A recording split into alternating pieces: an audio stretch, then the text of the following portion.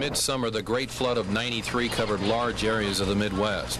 But rivers had started to seep into towns as early as May in parts of Minnesota and Wisconsin. The heavy spring rains continued into summer, and the flooding spread south. Davenport, Iowa, without the protection of flood walls, was claimed by the mighty river. All along the banks of the Mississippi and Missouri rivers, the fight for survival was carried out in community after community. Thousands of volunteers filled sandbags and rebuilt levees.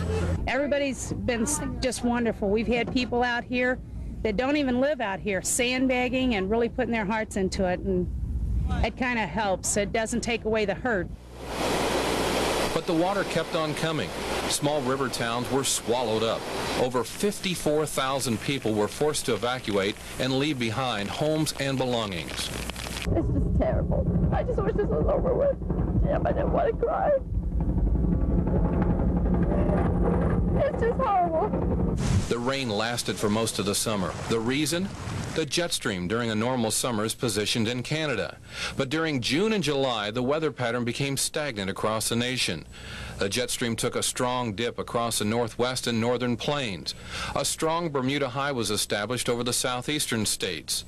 The dip in the jet stream allowed unseasonably cool air into the northern areas of the U.S. The strong Bermuda high pumped up moisture and warm air into the central U.S.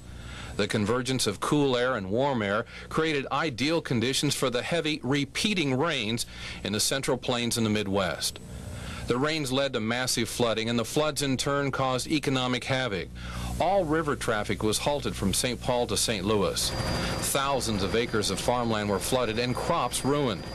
Rainfall amounts for the area were staggering.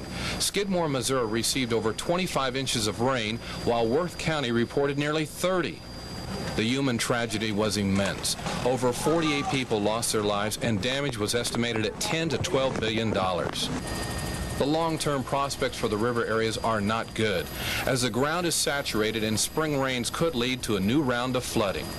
I'm Dennis Smith, the weather.